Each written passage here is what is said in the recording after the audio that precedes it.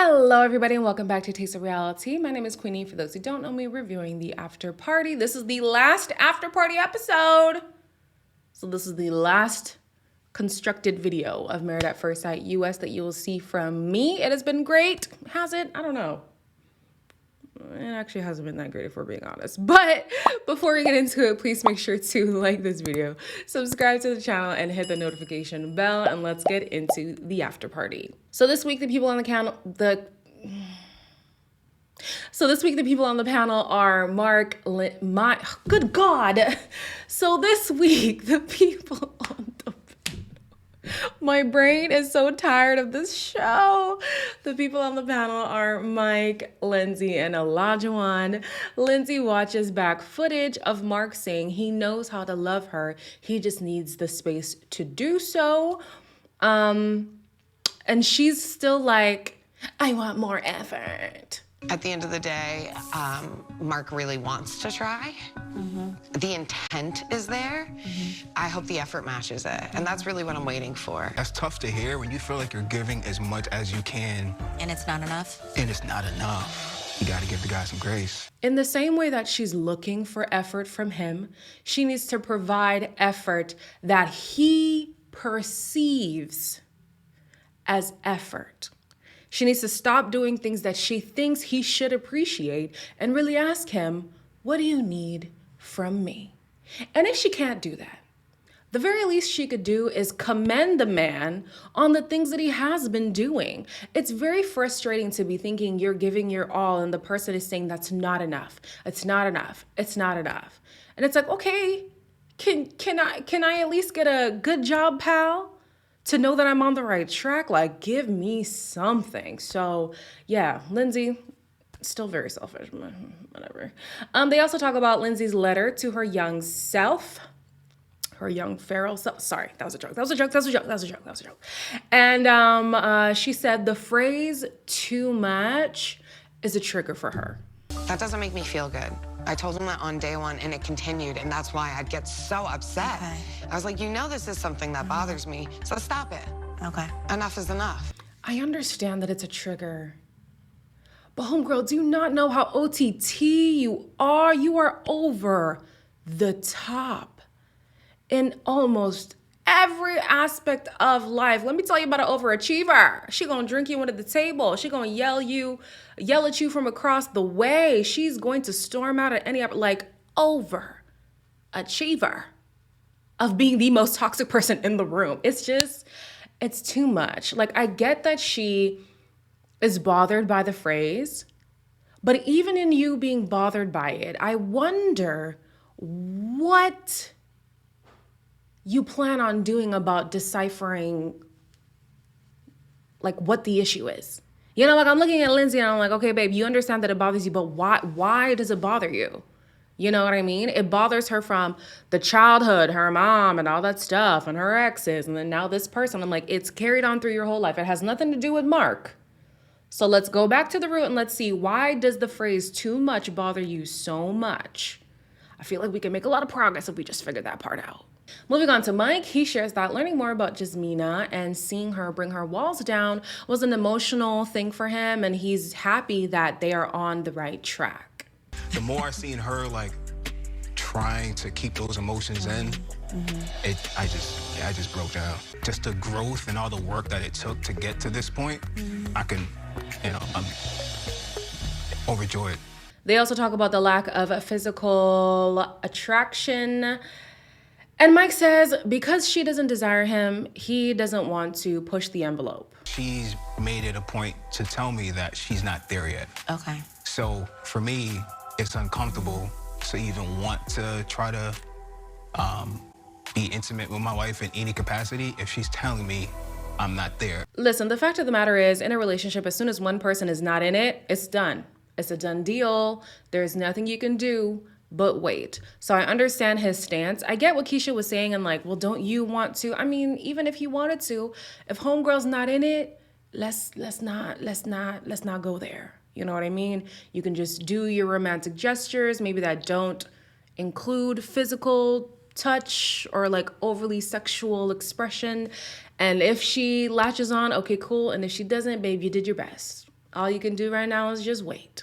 On to Olajuwon. He is asked if he and Katina are still holding off, and the answer is yes. Katina and I are still holding off. Okay.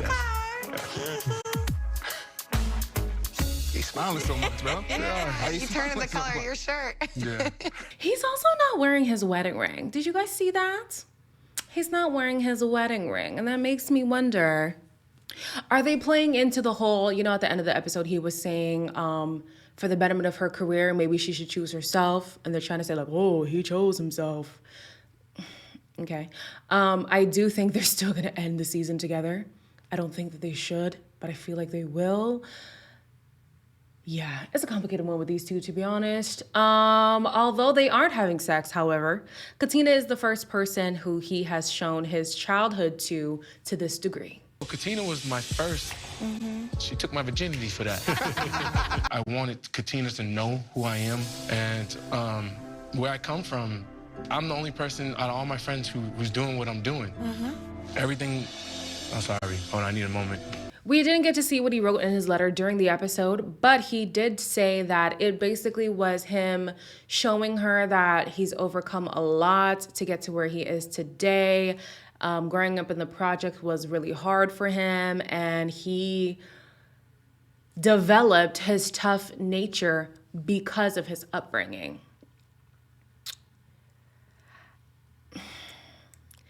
I want to believe him, but I don't. And it's not to say that his upbringing did not shape who he is today. It did. All of our childhood does that, you know?